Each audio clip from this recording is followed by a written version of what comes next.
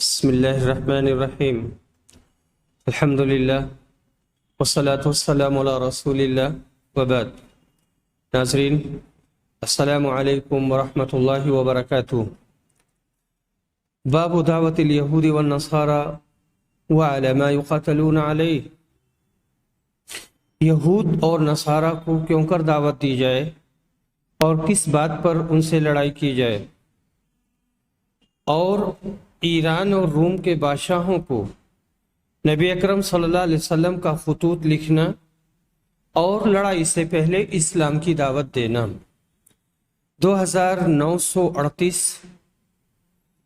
حضرت قتادہ کہتے ہیں کہ میں نے انس بن مالک سے سنا ہے، وہ فرماتے تھے کہ جب نبی صلی اللہ علیہ وسلم نے شاہ روم کو خط لکھنے کا ارادہ کیا تو آپ سے کہا گیا کہ وہ لوگ کوئی خط اس وقت تک قبول نہیں کرتے جب تک وہ سر بمہر نہ ہو، یعنی اس پر مہر نہ لگی ہوئی ہو۔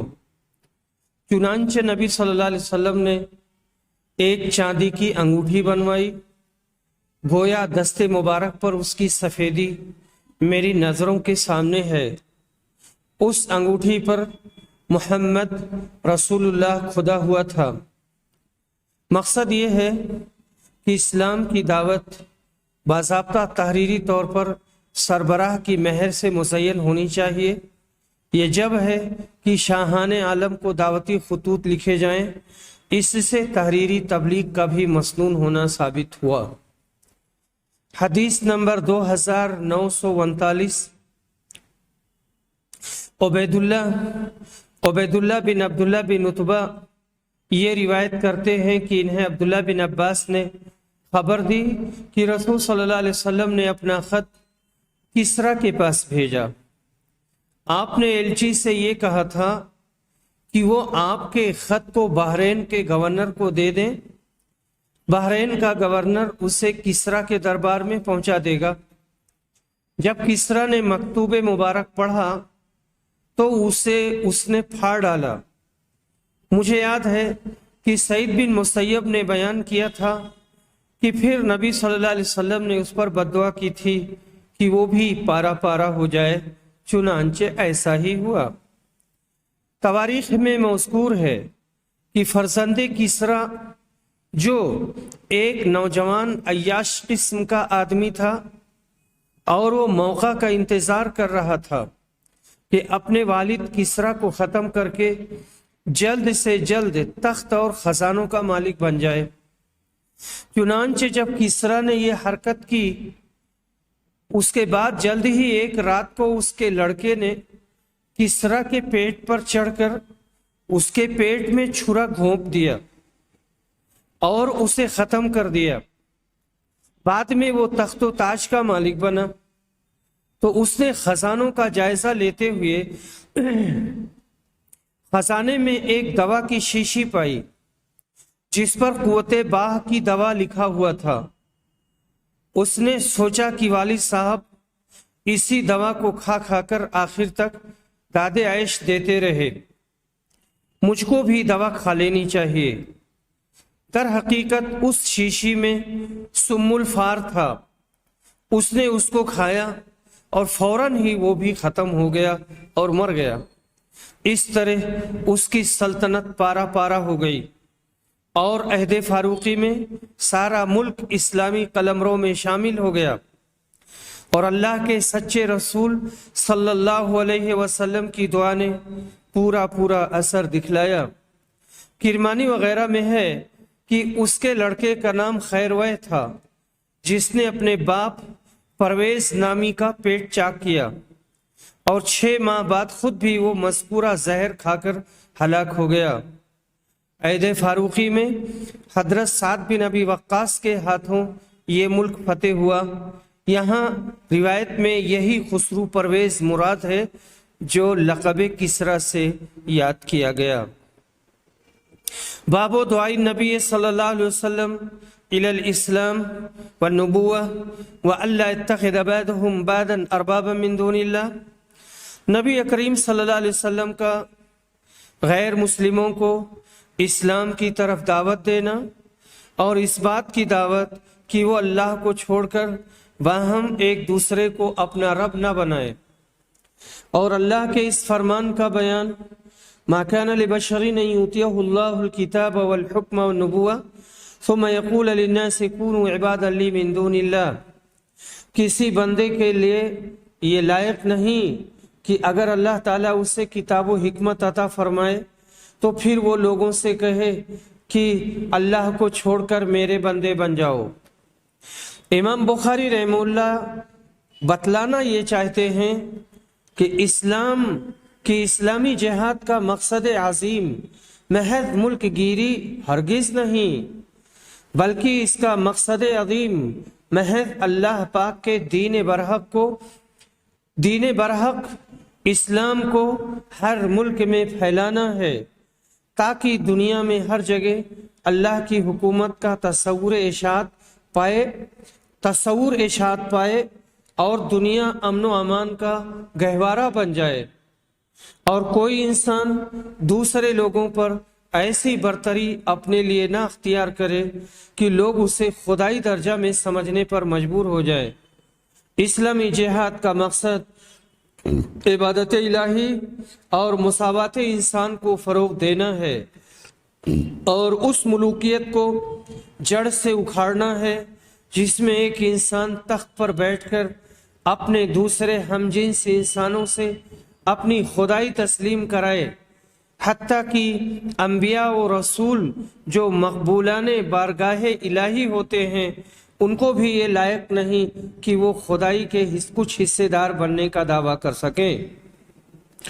اسلام کے اسی انسانیت نواز پہلو کا اثر تھا کہ نوع انسان نے ملک اور مذہب کے نام پر ہونے والے مظالم کا احساس کیا، اور دنیاوی بادشاہوں اور مذہبی رہنماؤں کو اصل حقیقت کی طرف متوجہ کیا کہ وہ انسان ہونے کے ناطے پوری بنی نوع انسان کے خادم ہیں۔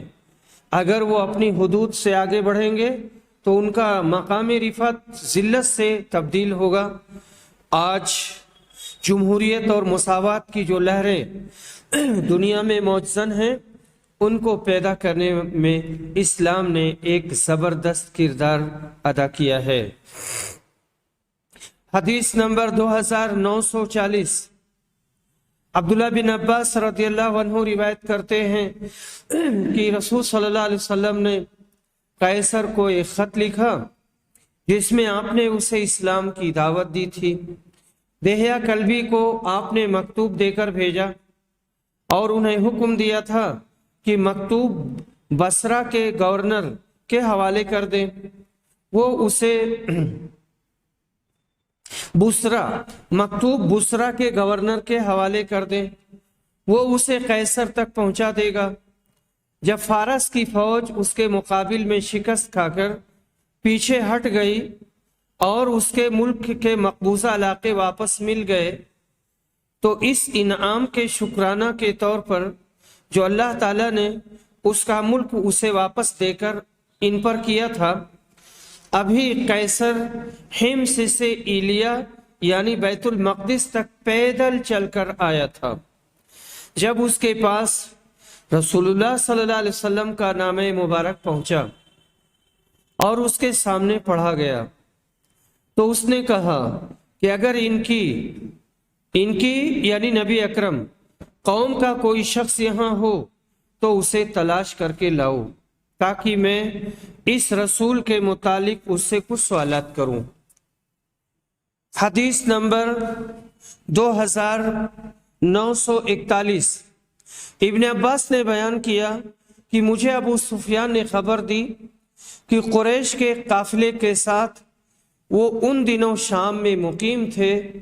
یہ قافلہ اس دور میں یہاں تجارت کی غرض سے آیا تھا، جس میں رسول صلی اللہ علیہ وسلم اور کفار قریش میں باہم صلح ہو چکی تھی۔ یہ وہی صلح حدیبیہ ہے۔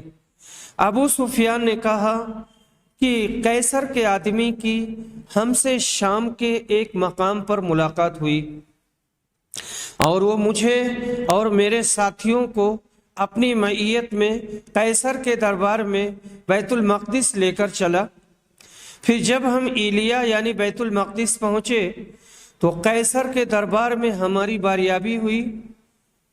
اس وقت قیصر دربار میں بیٹھا ہوا تھا، اس کے سر پر تاج تھا اور روم کے امراء اس کے ارد گرد تھے۔ اس نے اپنے ترجمان سے کہا کہ ان سے پوچھو کہ جنہوں نے ان کے یہاں نبوت کا دعویٰ کیا ہے، نسب کے اعتبار سے ان کے قریب میں سے کون شخص ہے؟ ابو سفیان نے کہا کہ میں نے کہا میں نسب کے اعتبار سے ان کے زیادہ قریب ہوں۔ قیصر نے پوچھا تمہاری اور ان کی قرابت کیا ہے؟ میں نے کہا رشتے میں وہ میرے چچا زاد بھائی ہوتے ہیں۔ اتفاق تھا کہ اس مرتبہ قافلے میں میرے سوا بنی عبد مناف کا اور آدمی موجود نہیں تھا۔ قیصر نے کہا کہ اس شخص یعنی ابو سفیان کو مجھ سے قریب کر دو، اور جو لوگ میرے ساتھ تھے اس کے حکم سے میرے پیچھے قریب میں کھڑے کر دیے گئے۔ اس کے بعد اس نے اپنے ترجمان سے کہا کہ اس شخص یعنی ابو سفیان کے ساتھیوں سے کہہ دو کہ اس سے میں ان صاحب کے بارے میں پوچھوں گا جو نبی ہونے کا دعویٰ کرتے ہیں۔ اگر یہ ان کے بارے میں کوئی جھوٹ بات کہے تو تم فوراً اس کی تکذیب کر دو۔ ابو سفیان نے بیان کیا کہ اللہ کی قسم اگر اس دن اس بات کی شرم نہ ہوتی کہ کہیں میرے ساتھی میری تکذیب نہ کر بیٹھے تو میں ان سوالات کے جوابات میں ضرور جھوٹ بول جاتا جو اس نے نبی اکرم کے بارے میں کیے تھے، لیکن مجھے تو اس کا خطرہ لگا رہا کہ کہیں میرے ساتھی میری تکذیب نہ کر دیں، اس لیے میں نے سچائی سے کام لیا۔ اس کے بعد اس نے اپنے ترجمان سے کہا اس سے پوچھو کہ تم لوگوں میں ان صاحب کا نسب کیسا سمجھا جاتا ہے۔ میں نے بتایا کہ ہم میں ان کا نسب بہت عمدہ سمجھا جاتا ہے۔ اس نے پوچھا اچھا یہ نبوت کا دعویٰ اس سے پہلے بھی تمہارے یہاں کسی نے کیا تھا؟ میں نے کہا کہ نہیں۔ اس نے پوچھا کیا اس دعویٰ سے پہلے ان پر کوئی جھوٹ کا الزام تھا؟ میں نے کہا کہ نہیں۔ اس نے پوچھا ان کے باپ داداؤں میں کوئی بادشاہ گزرا ہے؟ میں نے کہا نہیں۔ اس نے پوچھا تو اب بڑے امیر لوگ ان کا اتباع کرتے ہیں یا کمزور اور کم حیثیت کے لوگ؟ میں نے کہا کمزور اور معمولی حیثیت کے لوگ ہی ان کے زیادہ تر ماننے والے ہیں۔ اس نے پوچھا کہ اس کے ماننے والوں کی تعداد بڑھتی رہتی ہے یا گھٹتی جا رہی ہے؟ میں نے کہا جی نہیں، تعداد بڑھتی جا رہی ہے۔ اس نے پوچھا کوئی ان کے دین سے بیزار ہو کر اسلام لانے کے بعد پھر بھی گیا ہے اور مرتد ہو گیا ہے؟ میں نے کہا نہیں۔ اس نے پوچھا انہوں نے کبھی وعدہ خلافی بھی کی ہے؟ میں نے کہا کہ نہیں، لیکن آج کل ہمارا ان سے ایک معاہدہ ہو رہا ہے اور ہمیں ان کی طرف سے معاہدہ کی خلاف ورزی کا خطرہ ہے۔ ابو سفیان نے کہا کہ پوری گفتگو میں سوا اس کے اور کوئی ایسا موقع نہیں ملا جس میں کوئی ایسی بات ملا سکوں یعنی جھوٹی بات ملا سکوں جس سے حضرت صلی اللہ علیہ وسلم کی توہین ہو اور اپنے ساتھیوں کی طرف سے بھی جھٹلانے کا ڈر نہ ہو۔ اس نے پھر پوچھا کیا تم نے کبھی ان سے لڑائی کی ہے یا انہوں نے تم سے جنگ کی ہے؟ میں نے کہا کہ ہاں۔ اس نے پوچھا تمہاری لڑائی کا کیا نتیجہ نکلتا ہے؟ میں نے کہا لڑائی میں ہمیشہ کسی ایک گروہ نے فتح نہیں حاصل کی، کبھی وہ ہمیں مغلوب کر لیتے ہیں اور کبھی ہم انہیں۔ اس نے پوچھا وہ تمہیں کن کاموں کا حکم دیتے ہیں؟ کہا ہمیں وہ اس کا حکم دیتے ہیں کہ ہم صرف اللہ کی عبادت کریں اور اس کا کسی کو بھی شریک نہ ٹھہرائیں، ہمیں ان بتوں کی عبادت سے منع کرتے ہیں جن کی ہمارے باپ دادا عبادت کیا کرتے تھے۔ نماز، صدقہ، پاک بازی، مروت، وفائے عہد اور امانت کے ادا کرنے کا حکم دیتے ہیں۔ جب میں اسے یہ تمام باتیں بتا چکا تو اس نے اپنے ترجمان سے کہا، ان سے کہو کہ میں نے تم سے ان کے نسب کے متعلق دریافت کیا تو تم نے بتایا کہ وہ تمہارے یہاں صاحب نسب اور شریف سمجھے جاتے ہیں، اور انبیاء بھی یوں ہی اپنی قوم کے اعلیٰ نسب میں پیدا کیے جاتے ہیں۔ میں نے تم سے یہ پوچھا تھا کہ کیا نبوت کا دعویٰ تمہارے یہاں اس سے پہلے بھی کسی نے کیا تھا؟ تم نے بتایا کہ ہمارے ہاں ایسا دعویٰ پہلے کسی نے نہیں کیا تھا۔ اس سے میں یہ سمجھتا کہ اگر اس سے پہلے تمہارے ہاں کسی نے نبوت کا دعویٰ کیا ہوتا تو میں یہ بھی کہہ سکتا تھا کہ یہ صاحب بھی اسی دعویٰ کی نقل کر رہے ہیں جو اس سے پہلے کیا جا چکا ہے۔ میں نے تم سے دریافت کیا کہ کیا تم نے دعوی نبوت سے پہلے کبھی ان کی طرف جھوٹ بات منسوب کی ہے یا جھوٹ کا تجربہ کیا ہے؟ تم نے بتایا کہ ایسا کبھی نہیں ہوا۔ اس سے میں اس نتیجہ پر پہنچا کہ یہ ممکن نہیں کہ ایک شخص جو لوگوں کے متعلق کبھی جھوٹ نہ بول سکا ہو وہ اللہ کے متعلق جھوٹ بول دے۔ میں نے تم سے پوچھا تھا کہ ان کے باپ داداؤں میں کوئی بادشاہ تھا، تم نے بتایا کہ نہیں۔ میں نے اس سے یہ فیصلہ کیا کہ اگر ان کے باپ داداؤں میں کوئی بادشاہ گزرا ہوتا تو میں یہ بھی کہہ سکتا تھا کہ نبوت کا دعویٰ کر کے وہ اپنے باپ داداؤں کی سلطنت حاصل کرنا چاہتے ہیں۔ میں نے تم سے دریافت کیا کہ ان کا اتباع قوم کے بڑے کرتے ہیں یا کمزور اور بے حیثیت لوگ؟ تم نے بتایا کہ کمزور اور غریب قسم کے لوگ ان کی تابعداری کرتے ہیں، اور یہی گروہ انبیاء کی ہر دور میں اطاعت کرنے والا رہا ہے۔ میں نے تم سے پوچھا کہ ان تابعداروں کی تعداد بڑھتی رہتی ہے یا گھٹتی بھی ہے؟ تم نے بتایا کہ وہ لوگ برابر بڑھ رہے ہیں، ایمان کا بھی یہی حال ہے یہاں تک کہ وہ مکمل ہو جائے۔ میں نے تم سے دریافت کیا تھا کہ کیا کوئی شخص ان کے دین میں داخل ہونے کے بعد کبھی اس سے پھر بھی گیا ہے؟ تم نے بتایا کہ ایسا کبھی نہیں ہوا۔ ایمان کا بھی یہی حال ہے، جب وہ دل کی گہرائیوں میں اتر جائے تو پھر کوئی چیز اس سے مومن کو ہٹا نہیں سکتی۔ میں نے تم سے دریافت کیا کہ کیا انہوں نے وعدہ خلافی بھی کی ہے؟ تم نے اس کا جواب دیا کہ نہیں، انبیاء کی یہی شان ہے کہ وہ وعدہ خلافی کبھی نہیں کرتے۔ میں نے تم سے دریافت کیا کہ کیا تم نے کبھی ان سے یا انہوں نے تم سے جنگ بھی کی ہے؟ تم نے بتایا کہ ایسا ہوا ہے، اور تمہاری لڑائیوں کا نتیجہ ہمیشہ کسی ایک ہی کے حق میں نہیں گیا، بلکہ کبھی تم مغلوب ہوتے ہو اور کبھی وہ۔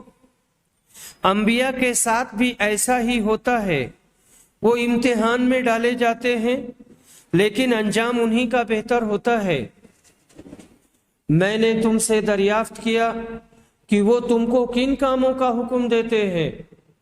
تم نے بتایا کہ وہ ہمیں اس کا حکم دیتے ہیں کہ اللہ کی عبادت کرو، اس کے ساتھ کسی کو شریک نہ ٹھہراؤ، اور تمہیں تمہارے ان معبودوں کی عبادت سے منع کرتے ہیں جن کی تمہارے باپ دادا عبادت کیا کرتے تھے۔ تمہیں وہ نماز، صدقہ، پاک بازی، وعدہ وفائی اور امانت داری کا حکم دیتے ہیں۔ اس نے کہا کہ ایک نبی کی یہی صفت ہے، میرے بھی علم میں یہ بات تھی کہ وہ نبی مبعوث ہونے والے ہیں، لیکن یہ خیال نہ تھا کہ تم میں سے وہ مبعوث ہوں گے۔ جو باتیں تم نے بتائیں اگر وہ صحیح ہیں تو وہ دن بہت قریب ہے جب وہ اس جگہ پر حکمراں ہوں گے جہاں اس وقت میرے دونوں قدم موجود ہیں۔ اگر مجھے ان تک پہنچ سکنے کی توقع ہوتی تو میں ان کی خدمت میں حاضر ہونے کی پوری کوشش کرتا، اور اگر میں ان کی خدمت میں موجود ہوتا تو ان کے پاؤں دھوتا۔ ابو سفیان نے بیان کیا کہ اس کے بعد قیصر نے رسول اللہ صلی اللہ علیہ وسلم کا نامہ مبارک طلب کیا اور وہ اس کے سامنے پڑھا گیا۔ اس میں لکھا ہوا تھا، شروع کرتا ہوں اللہ کے نام سے جو بڑا مہربان نہایت رحم کرنے والا ہے۔ یہ خط ہے محمد اللہ کے بندے اور اس کے رسول کی طرف سے روم کے بادشاہ ہرقل کی طرف۔ اس شخص پر سلامتی ہو جو ہدایت قبول کر لے۔ اما بعد، میں تمہیں اسلام کی دعوت دیتا ہوں، اسلام قبول کرو، تمہیں بھی سلامتی و امن حاصل ہوگی، اور اسلام قبول کرو، اللہ تمہیں دوہرا اجر دے گا، ایک تمہارے اپنے اسلام کا اور دوسرا تمہاری قوم کے اسلام کا جو تمہاری وجہ سے اسلام میں داخل ہوگی۔ لیکن اگر تم نے اس دعوت سے منہ موڑ لیا تو تمہاری رعایا کا گناہ بھی تم پر ہوگا۔ یہاں اریسین مراد ہے رعایا۔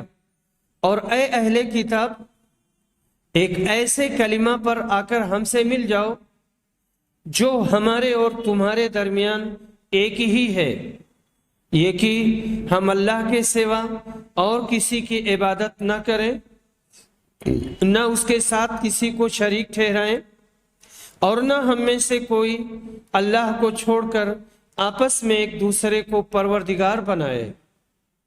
اب بھی اگر تم منہ موڑتے ہو تو اس کا اقرار کر لو کہ اللہ تعالیٰ کے واقعی فرما بردار ہم ہی ہیں۔ ابو سفیان نے بیان کیا کہ جب ہرقل اپنی بات پوری کر چکا تو روم کے سردار اس کے ارد گرد جمع ہو گئے، اس کے ارد گرد جمع تھے۔ سب ایک ساتھ چیخنے لگے اور شور و غل بہت بڑھ گیا۔ مجھے کچھ پتہ نہیں چلا کہ یہ لوگ کیا کہہ رہے تھے۔ پھر ہمیں حکم دیا گیا اور ہم وہاں سے نکال دیے گئے۔ جب میں اپنے ساتھیوں کی معیت میں وہاں سے چلا آیا اور ان کے ساتھ تنہائی ہوئی تو میں نے کہا، ابن ابی قبشہ کا معاملہ بہت آگے بڑھ چکا ہے۔ یعنی ابن ابی قبشہ سے مراد نبی صلی اللہ علیہ وسلم، اور اس کی پوری تفصیل شروع میں آ چکی ہے۔ بنو الاصفر یعنی رومی، بنو الاصفر رومیوں کا بادشاہ بھی اس سے ڈرتا ہے۔ ابو سفیان نے بیان کیا کہ اللہ کی قسم مجھے اسی دن سے اپنی ذلت کا یقین ہو گیا تھا، اور برابر اس بات کا یقین رہا کہ حضرت صلی اللہ علیہ وسلم ضرور غالب ہوں گے، یہاں تک کہ اللہ تعالیٰ نے میرے دل میں بھی اسلام داخل کر دیا، حالانکہ پہلے میں اسلام کو برا جانتا تھا۔ اس طویل حدیث کو امام بخاری رحمہ اللہ کئی جگہ لائے ہیں اور اس سے بہت سے مسائل کا استنباط کیا ہے۔ یہاں اس غرض سے لائے کہ اس سے یہاں غیر مسلموں کو دعوت اسلام پیش کرنے کے طریقوں پر روشنی پڑتی ہے۔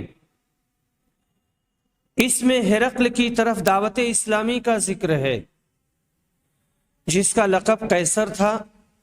ہرقل عجمہ اور علم ہونے کی وجہ سے غیر منصرف ہے۔ کسرا بھی اس کو کہتے تھے۔ اس نے 31 سال تک حکومت کی تھی۔ نبی اکرم کا اسی دوران انتقال ہو چکا تھا۔ لفظ ایلیا سے بیت المقدس مراد ہے۔ یہاں حضرت ابو سفیان نے اپنے کو اپنے چچا کا بیٹا بتایا تھا۔ حضرت ابو سفیان نے آپ کو یعنی رسول اکرم کو اپنے چچا کا بیٹا بتلایا تھا، حالانکہ آپ ان کے دادا کے چچا کے بیٹے ہیں۔ ابو سفیان کا نسب یہ ہے، ابو سفیان صخر بن حرب بن امیہ بن عبد شمس بن عبد مناف، اور رسول اکرم کا نسب نامہ یہ ہے محمد بن عبداللہ بن عبد المطلب بن ہاشم بن عبد مناف۔ آپ کو یہاں ابو سفیان نے ابن ابی کبشہ سے تشبیہ دی، جو بنو خزاعہ کا ایک آدمی تھا اور سارے عرب کے خلاف وہ ستارے شعرا کا پجاری تھا، اور اسی مخالفت عرب کی وجہ سے لوگ نبی اکرم کو بھی ابن ابی کبشہ سے تشبیہ دیا کرتے تھے۔ حدیث نمبر 2942 متفق علیہ۔ سہل بن سعد ساعدی روایت کرتے ہیں، کہتے ہیں کہ نبی صلی اللہ علیہ وسلم نے فرمایا، نبی صلی اللہ علیہ وسلم سے انہوں نے سنا، آپ نے خیبر کی لڑائی کے دن کہا تھا، اسلامی جھنڈا میں ایک ایسے شخص کے ہاتھ میں دوں گا، اسلامی جھنڈا میں ایک ایسے شخص کو دوں گا جس کے ذریعہ اللہ تعالی فتح عنایت کرے گا۔ اب سب انتظار میں تھے کہ دیکھیے جھنڈا کسے ملتا ہے۔ جب صبح ہوئی تو سب سرکردہ لوگ اسی امید میں رہے کہ کاش انہیں کو مل جائے، لیکن نبی صلی اللہ علیہ وسلم نے دریافت فرمایا، علی کہاں ہیں؟ عرض کیا گیا کہ وہ آنکھ کے درد میں مبتلا ہیں، آشوب چشم کے شکار ہیں۔ آخر آپ کے حکم سے انہیں بلایا گیا، آپ نے اپنا لعاب دہن ان کی آنکھوں میں لگا دیا اور فوراً ہی وہ اچھے ہو گئے، جیسے پہلے کوئی تکلیف نہ تھی ہی نہیں۔ حضرت علی نے کہا، ہم ان یہودیوں سے اس وقت تک جنگ کریں گے جب تک یہ ہمارے جیسے مسلمان نہ ہو جائیں، لیکن نبی صلی اللہ علیہ وسلم نے فرمایا، ابھی ٹھہرو، پہلے ان کے میدان میں اتر کر انہیں تم اسلام کی دعوت دے لو، اور ان کے لیے جو چیزیں ضروری ہیں ان کی خبر کر دو، پھر وہ نہ مانے تو لڑنا۔ اللہ کی قسم، اگر تمہارے ذریعہ ایک شخص کو بھی ہدایت مل جائے تو یہ تمہارے حق میں سرخ اونٹوں سے بہتر ہے۔ اس حدیث کی باب سے مطابقت یوں ہے کہ نبی کریم صلی اللہ علیہ وسلم نے لڑائی شروع کرنے سے پہلے فریق مقابل کے سامنے حضرت علی کو دعوت پیش کرنے کا حکم فرمایا۔ ساتھ ہی یوں ارشاد ہوا کہ پہلے مخالفین کو راہ راست پر لانے کی پوری کوشش کرو، اور یاد رکھو اگر ایک آدمی بھی تمہاری تبلیغی کوشش سے نیک راستے پر آ گیا تو تمہارے لیے سرخ اونٹوں سے بھی زیادہ قیمتی چیز ہے۔ عرب میں کالے اونٹوں کے مقابل سرخ اونٹوں کی بڑی قیمت تھی، اس لیے مثال کے طور پر آپ نے یہ بات کہی، اسلام کسی سے جنگ جہاد لڑائی کا خواہاں ہرگز نہیں ہے، اور صرف صلح صفائی امن و امان چاہتا ہے، مگر جب مدافعت ناگزیر ہو تو پھر بھرپور مقابلہ کا حکم بھی دیتا ہے۔ حدیث نمبر 2943 حمید روایت کرتے ہیں کہ میں نے انس سے سنا، آپ بیان کرتے تھے کہ رسول صلی اللہ علیہ وسلم جب کسی قوم پر چڑھائی کرتے تو اس وقت تک کوئی اقدام نہ فرماتے جب تک صبح نہ ہو جاتی۔ جب صبح ہو جاتی اور اذان کی آواز سن لیتے تو رک جاتے، اور اگر اذان کی آواز سنائی نہ دیتی تو صبح ہونے کے بعد حملہ کرتے۔ چنانچہ خیبر میں بھی ہم رات میں پہنچے تھے۔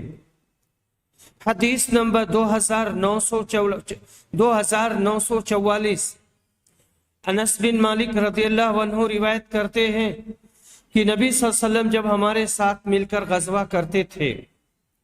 حدیث نمبر 2945 انس بن مالک رضی اللہ عنہ روایت کرتے ہیں کہ رسول صلی اللہ علیہ وسلم رات میں خیبر تشریف لے گئے، اور آپ کی عادت تھی کہ جب کسی قوم تک رات کے وقت پہنچتے تو صبح سے پہلے ان پر حملہ نہیں کرتے تھے۔ جب صبح ہوئی تو یہودی اپنے پھاوڑے اور ٹوکرے لے کر باہر کھیتوں پر کام کرنے کے لیے نکلے۔ جب انہوں نے اسلامی لشکر کو دیکھا تو چیخ پڑے، محمد واللہ، محمد لشکر سمیت آ گئے۔ اس پر نبی اکرم نے فرمایا، اللہ کی ذات سب سے بڑی ہے، اب خیبر تو خراب ہو گیا۔ کہ جب ہم کسی قوم کے میدان میں مجاہدانہ اترتے ہیں تو کفر سے ڈرائے ہوئے لوگوں کی صبح منحوس ہو جاتی ہے۔ جنگ خیبر کا پس منظر یہودیوں کی مسلسل غداری اور طبعی فساد انگیزی تھی۔ حدیث میں لفظ مساحیہم مسحات کی جمع ہے، جس سے مراد پھاوڑا ہے، اور مقاتل مقتل کی جمع ہے، وہ ٹوکری جو 15 سا وزن کی وسعت رکھتی ہو۔ خمیس سے مراد جو پانچ حصوں پر تقسیم ہوتا ہے۔ خمیس سے مراد لشکر ہے۔ اس زمانے میں لشکر کی تقسیم اور ترتیب 5 حصوں پر ہوتی تھی: میمنہ، میسرہ، قلب، ساقہ اور مقدمہ۔ اسی نسبت سے لشکر کو خمیس کہا گیا ہے۔ حدیث نمبر 2946۔ ابو ہریرہ رضی اللہ عنہ کہتے ہیں کہ رسول اکرم صلی اللہ علیہ وسلم نے فرمایا، مجھے حکم دیا گیا ہے کہ میں لوگوں سے اس وقت تک جنگ کرتا رہوں یہاں تک کہ وہ اس کا اقرار کر لے کہ اللہ کے سوا اور کوئی معبود نہیں۔ پس جس نے اقرار کر لیا کہ اللہ کے سوا اور کوئی معبود نہیں تو اس کی جان اور مال ہم سے محفوظ ہے، سوائے اس حق کے جس کی بنا پر قانوناً اس کی جان و مال زد میں آ جائے، اور اس کا حساب اللہ کے ذمے ہے۔ اس کی روایت عمر اور ابن عمر نے بھی نبی اکرم صلی اللہ علیہ وسلم سے کی ہے۔ اس حدیث میں رسول اکرم نے اپنی حیات طیبہ کا مقصد عظیم بیان کیا کہ ملک عرب میں مجھ کو اپنی حیات میں اصول اسلامی یعنی لا الہ الا اللہ محمد الرسول اللہ کا نفاذ کر دینا ہے۔ جو لوگ خوشی سے اس دعوت کو قبول کر لیں گے وہ ہماری اسلامی برادری کے ایک ممبر بن کر ان سارے حقوق کے مستحق ہو جائیں گے جو اسلام نے مسلمانوں کے لیے مقرر کیے ہیں۔ ان سارے حقوق کے مستحق ہوں گے جو اسلام نے مسلمانوں کے لیے مقرر کیے ہیں، اور جو لوگ اس دعوت کے مد مقابل بن کر لڑائی ہی چاہیں گے ان سے میں برابر لڑتا بھی رہوں گا یہاں تک کہ اللہ پاک حق و باطل کا فیصلہ کر دے۔ ویسے جو لوگ نہ مسلمان ہوں اور نہ لڑائی جھگڑا کریں ان کے لیے اسلام کا اصول لا اکراہ فی الدین ہے، یعنی دین اسلام کی اشاعت میں کسی پر زبردستی جائز نہیں ہے، یہ سب کی مرضی پر ہے۔ آزادی کے ساتھ جو چاہے قبول کرے، جو نہ چاہے وہ قبول نہ کرے۔ اسلام نے مذہب کے بارے میں کسی بھی زبردستی کو روا نہیں رکھا۔ باب من اراد غزوة فور بغیرها ومن احب الخروج یوم الخمیس۔ لڑائی کا مقام چھپانا، دوسرا مقام بیان کر دینا، اور جمعرات کے دن سفر کرنا۔ حدیث نمبر 2947۔ عبداللہ بن کعب یہ روایت کرتے ہیں کہ کعب جب نابینا ہو گئے تھے تو ان کے ساتھ ان کے 2 صاحبزادوں میں یہی عبداللہ انہیں لے کر راستے میں ان کو آگے آگے چلتے تھے، ان کے آگے آگے چلتے تھے اور ان کو ٹیکاتے تھے۔ رسول اللہ صلی اللہ علیہ وسلم کا اصول یہ تھا کہ جب آپ کسی غزوہ کا ارادہ کرتے تو مصلحت کے پیش نظر दूसरा मकाम बयान करते ताकि दुश्मन को खबर ना होने पाए कि किधर का इरादा है। लफ्ज़ तौरिया के माना ये कि किसी बात को इशारे किनारे से कह देना कि साफ तौर से कोई समझ ना सके, ऐसा तौरिया जंगी मसाले के लिए जायज़ है। इसमें हिकमत ये कि नबी करीम से मरवी है कि मेरी उम्मत के लिए जुमेरात के रोज सुबह सफर करने में बरकत रखी गई है, मगर इससे मुआसबत साबित नहीं होती, क्योंकि बाज सफर आपने हफ्ते को भी शुरू फरमाए हैं। इमाम बुखारी रहमहुल्लाह यहाँ काब बिन मालिक की तवील हदीस लाए हैं, जिससे तर्जमतुल बाब जाहिर है। काब बिन मालिक वही अंसारी सहाबी हैं जो तबूक में पीछे रह गए थे। आपके कई लड़के थे, जिनमें से अब्दुल्ला नामी आपका हाथ पकड़ के चला करता था। वाखिरु दावाना अनिल हम्दुलिल्लाहि रब्बिल आलमीन।